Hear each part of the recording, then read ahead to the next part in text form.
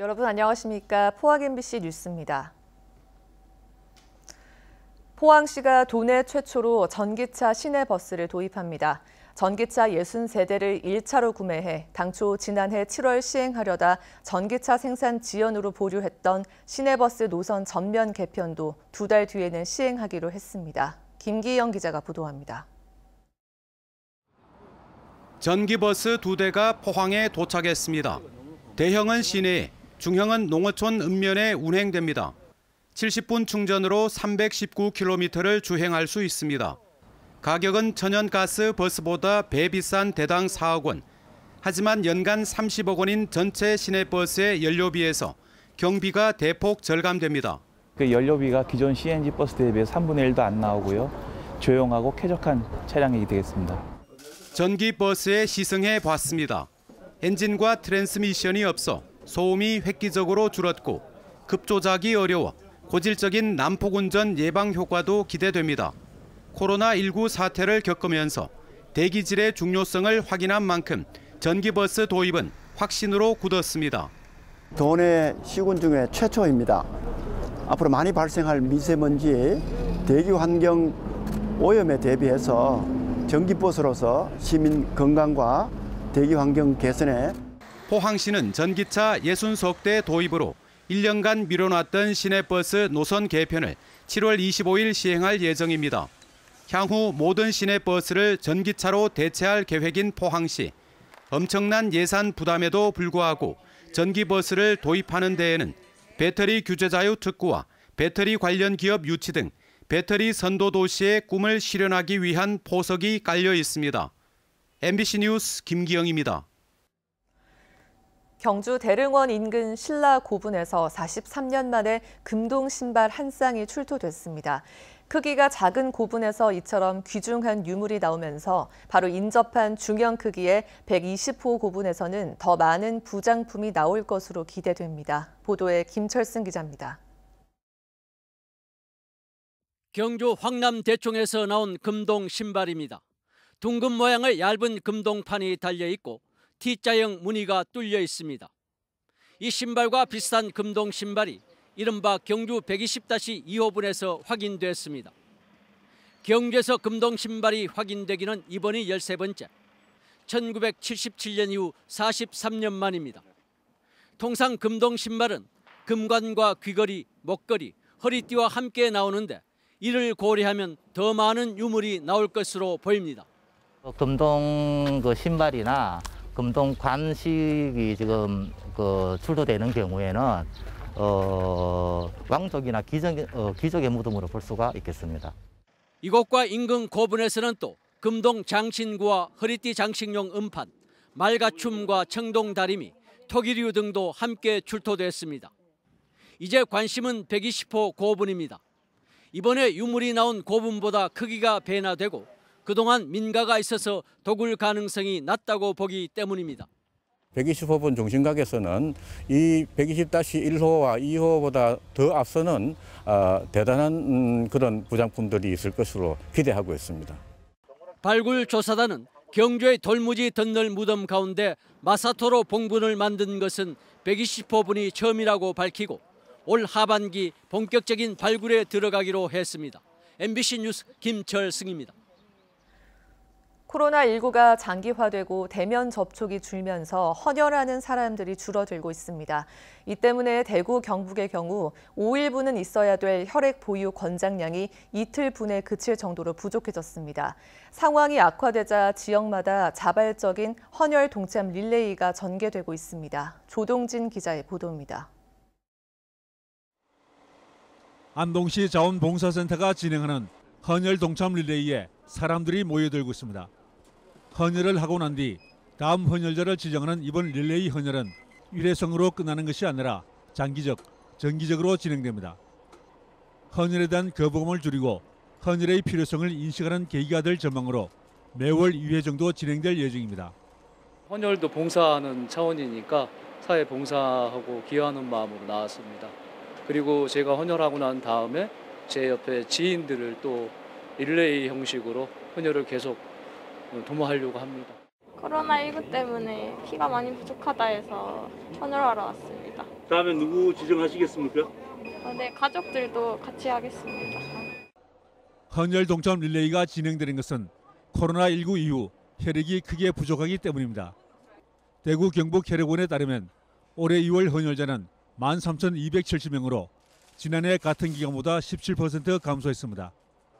코로나19가 본격화된 3, 4월에는 10,000명을 겨우 넘는 정도로 지난해 같은 기간보다 40~50%나 급격히 줄어들었습니다. 상황이 이러다 보니 혈액 보유량도 권장량인 5일분의 턱없이 부족합니다. 적정 재고가 5일에서 7일 정도 보유하고 있으면 되는데 현재 한 1.5일분 정도밖에 재고가 없습니다. 그래서 안동 시민 여러분 많이 헌혈에 적극적으로 참여해 주시기 바랍니다. 코로나19로 수술 일정이 뒤로 밀려 지금까지는 큰 위기가 없었지만 자칫 재난이나 대형 사고가 발생하면 심각한 국면을 맞을 수 있습니다. 따라서 개인이나 자원봉사자뿐만 아니라 공공기관이나 사회복지단체, 기업체까지 지속적인 헌혈 참여가 필요해 보입니다. MBC 뉴스 조동진입니다. 경상북도와 부산광역시, 울산광역시, 강원도가 어제 동해선 철도 상생 발전 업무 협약을 체결했습니다. 이 사업이 완료되면 포항과 경주, 울산이 50분 생활권으로 묶여 경북 동해안 지역 주민들의 생활 방식에 큰 변화가 찾아올 것으로 예상됩니다. 이규설 기자입니다. 부산에서 포항과 강원도를 거쳐 두만강까지 이어지는 동해선 철도. 동해선 전철화와 사업 조기 추진을 위해 4개 시도지사가 힘을 모으기로 했습니다.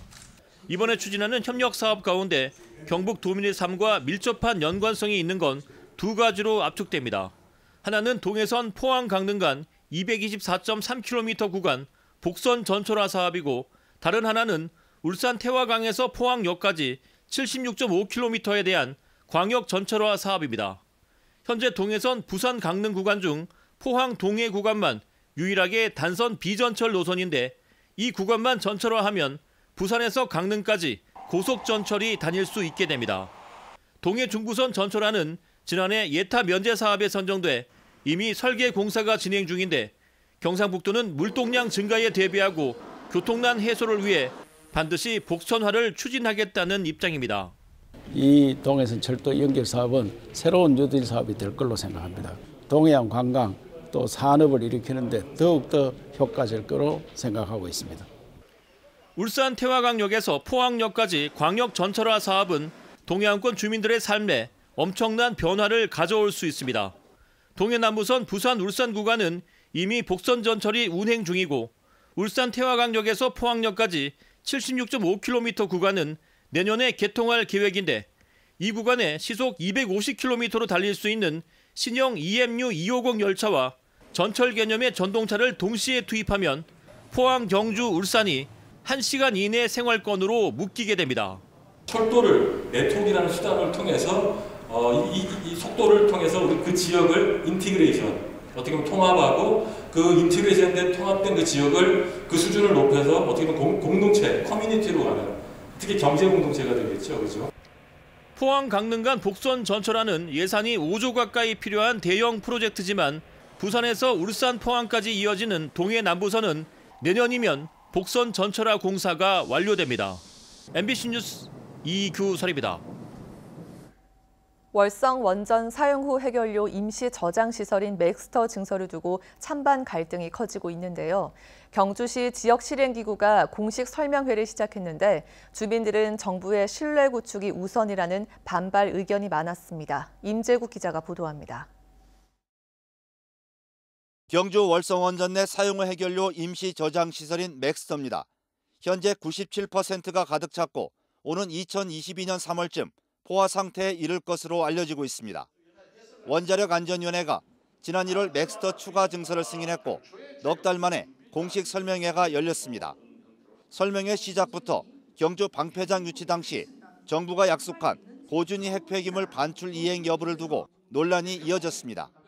2016년까지 그 반출하라는 약속을 왜 안 지키고 있는지 저희들은 그게 우선이 원칙이라고 생각합니다.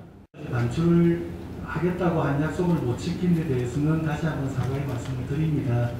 그때 이 반출이 못하게 된 거는 뭐 잘 아시다시피 그 부지 선정에 실패했기 때문입니다. 주민들은 맥스터가 임시가 아닌 중간 또는 영구 시설로 전락할 수 있고 방패장 유치 때와 마찬가지로 정부 지원 계획도 믿을 수 없다고 주장했습니다. 중간 시설, 영구 저장 시설이 나중에 다행히 만들어지면 다행이나 안 만들어지면 중간 저장 시설이랑 마찬가지입니다. 영구 처분과 중간 저장 시설에는 지원이 원칙으로 해가 되어 있습니다. 지원 원칙으로 해갖고 설명하시는데 임시 저장에 대해서는 지원이라는 게 아예 없습니다. 보상 문제가 같이 논의가 되면 이 입시 저장 확충 문제가 여러 수련 과정에 왜곡될 수 있으니 이 문제는 이 확충 예보와 별도로 산업부와 직접 협의를 하든지. 월성원전 지역실행기구는 이번 주에 경주 시내와 양남면에서 설명회를 거친 뒤 시민 3,000명 중 150명의 시민 참여단을 모집하고 6월 말까지 맥스터 확충 여부 의견을 모아 정부에 제출할 계획입니다. MBC 뉴스 임재국입니다.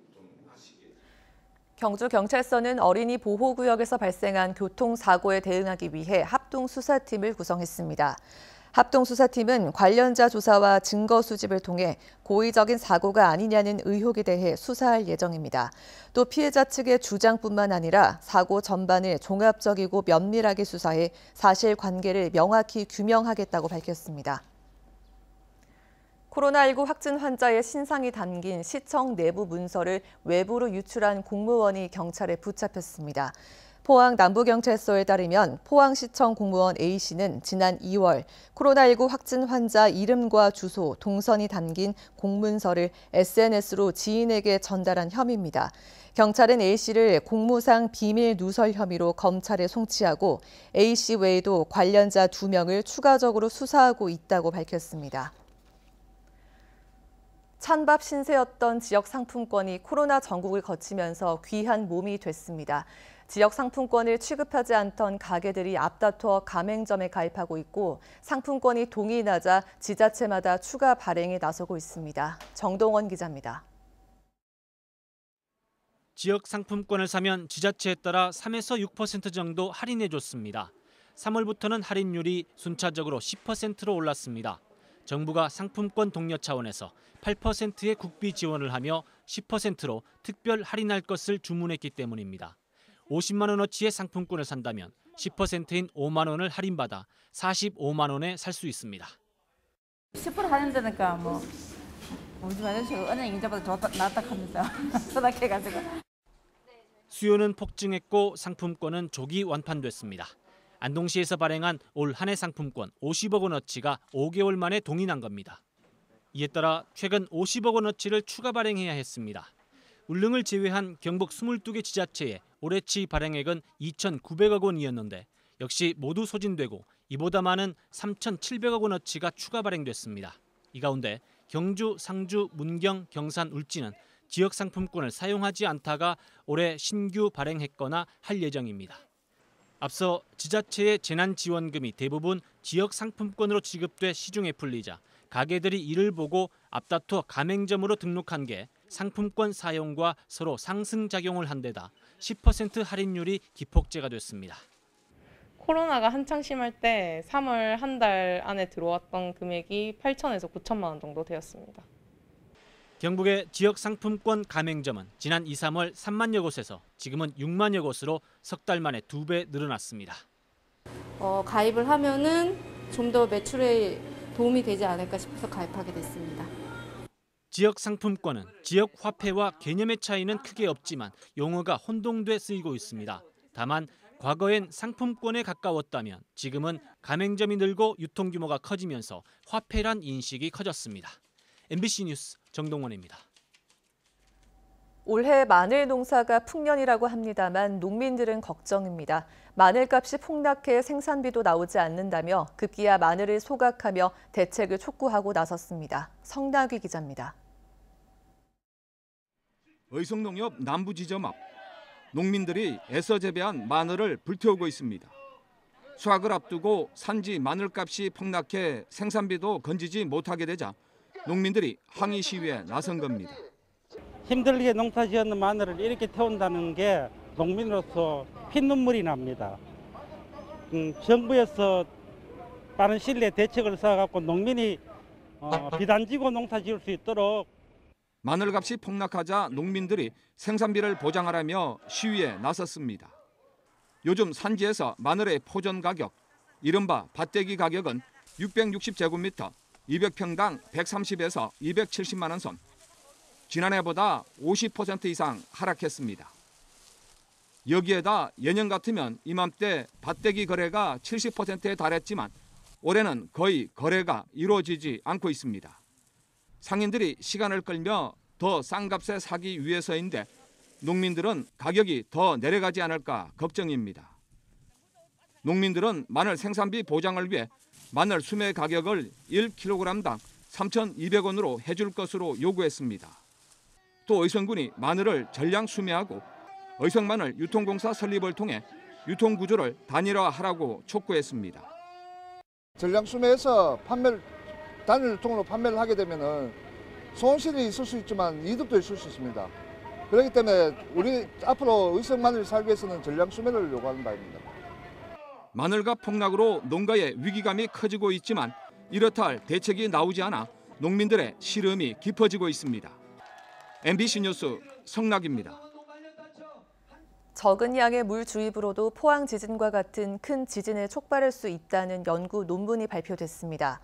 포항지진 정부조사 연구단에 참여했던 전남대 여인욱 교수와 서울대 이강근 교수 등 공동 연구팀은 2017년 포항지진의 메커니즘을 규명한 연구 결과를 국제학술지 네이처 커뮤니케이션즈 26일자에 게재했습니다.